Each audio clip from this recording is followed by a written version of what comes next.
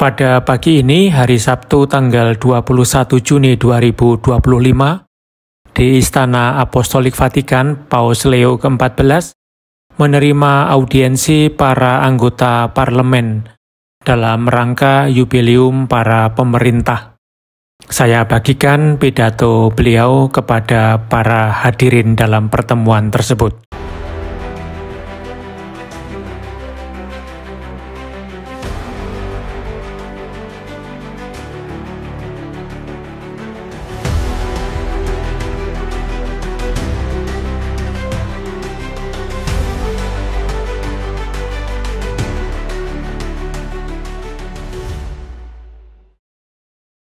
Yang terhormat Ibu Perdana Menteri dan Bapak Ketua Dewan Perwakilan Rakyat Republik Italia, yang terhormat Ibu Presiden dan Bapak Sekretaris Jenderal Uni Antar Parlemen, para perwakilan institusi akademik dan pemimpin agama. Dengan sukacita saya menyambut Anda dalam rangka pertemuan Uni Antar Parlemen Internasional dalam Yubileum untuk para pemerintah. Saya menyapa para anggota delegasi dari 68 negara. Di antara mereka, secara khusus saya mengenang para ketua lembaga parlemen masing-masing. Tindakan politik telah didefinisikan secara tepat oleh Paus Pius ke-11 sebagai ungkapan tertinggi dari kasih, di mana diungkapkan oleh Paus Pius ke-11 dalam pidato kepada Federasi Mahasiswa Katolik Italia pada tanggal 18 Desember 1927.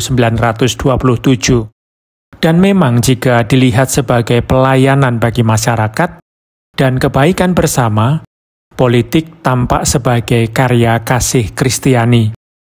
Kasih yang bukan hanya sekedar teori, melainkan tanda nyata dan kesaksian konkret dari tindakan Allah demi manusia.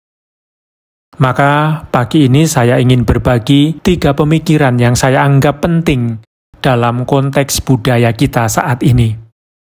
Yang pertama menyangkut tugas Anda untuk memajukan dan melindungi melampaui kepentingan pribadi apapun. Kebaikan komunitas yaitu kebaikan bersama, khususnya dalam membela yang lemah dan terpinggirkan. Misalnya, Anda diundang untuk bekerja keras agar ketimpangan yang tak dapat diterima antara kekayaan yang dimiliki oleh segelintir orang dan kemiskinan yang sangat meluas dapat diatasi. Mereka yang hidup dalam kondisi ekstrim berseru agar suara mereka didengar. Namun seringkali tidak ada telinga yang mau mendengarkan. Ketidakseimbangan ini melahirkan ketidakadilan permanen, yang dengan mudah berujung pada kekerasan dan cepat atau lambat perang. Sebaliknya, politik yang baik dengan memajukan distribusi sumber daya yang adil dapat memberikan pelayanan nyata bagi harmoni dan perdamaian, baik secara sosial maupun internasional. Renungan kedua berkaitan dengan kebebasan beragama dan dialog antar agama. Dalam bidang yang semakin relevan ini, politik dapat berperan besar dengan menciptakan kondisi bagi terwujudnya kebebasan beragama yang sejati dan mendorong pertemuan yang saling menghormati dan membangun antar komunitas-komunitas agama yang berbeda. Iman kepada Tuhan dengan semua nilai positif yang menyertainya merupakan sumber kebaikan dan kebenaran yang luar biasa dalam kehidupan pribadi maupun komunitas. Santo Agustinus berbicara tentang perjalanan manusia dari amor sui, cinta egois yang tertutup dan destruktif, menuju amor dei, cinta yang tulus dan berakar pada Tuhan yang mendorong pemberian diri. Inilah dasar dari Civitas Dei, masyarakat yang hukum dasarnya adalah kasih. Untuk menjadi referensi bersama dalam tindakan politik, kita tidak perlu menyingkirkan aspek transendental, melainkan justru mencarinya sebagai titik temu yang menyatukan semua orang. Dalam hal ini, hukum kodrat merupakan acuan penting.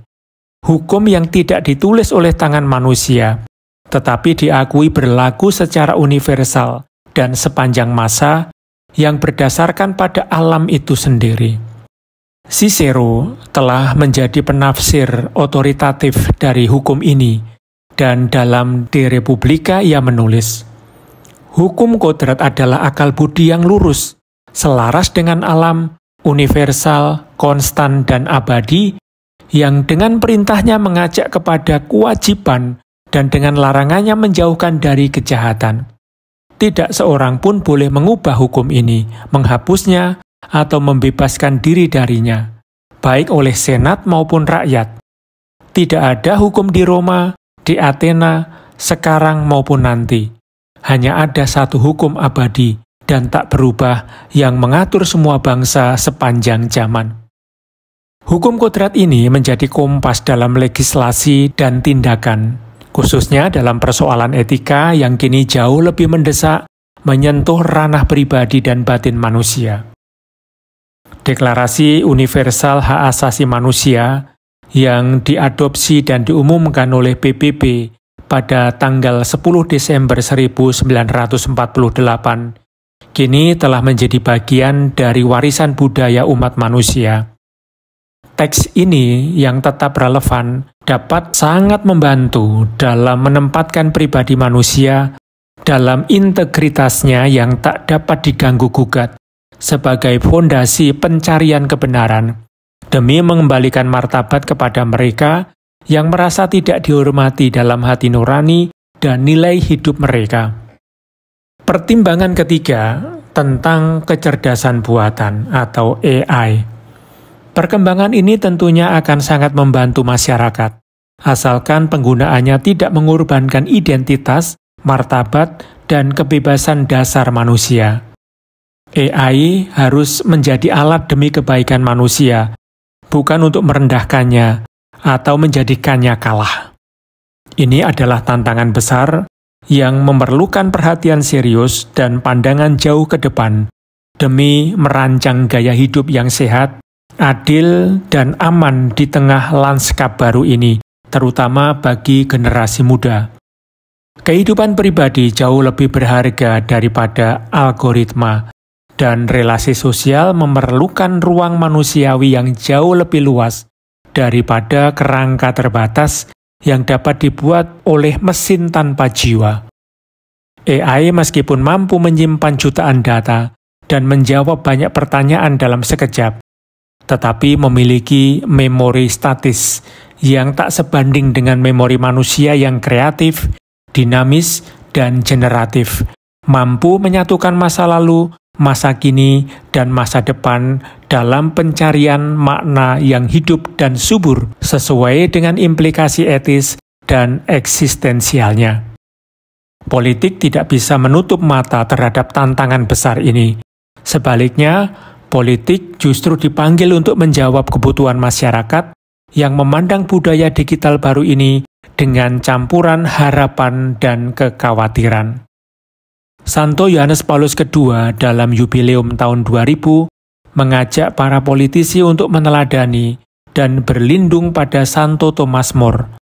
Beliau adalah sosok yang setia pada tanggung jawab sipilnya, pelayan negara yang sempurna karena imannya, yang menjadikan politik bukan sebagai profesi, tetapi sebagai misi demi kebenaran dan kebaikan.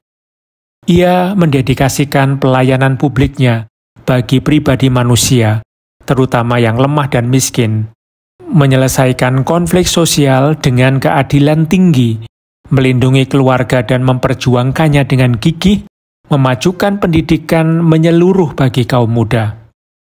Keberaniannya mengorbankan hidup demi tidak mengkhianati kebenaran, menjadikannya martir kebebasan dan nurani. Semoga teladannya menginspirasi Anda semua dalam merancang masa depan. Bapak Ibu yang terhormat, saya berterima kasih atas kunjungan ini. Saya mengucapkan yang terbaik atas pengabdian Anda dan memohon berkat ilahi atas Anda dan orang-orang terkasih Anda. Terima kasih banyak, Tuhan memberkati Anda dan pekerjaan Anda.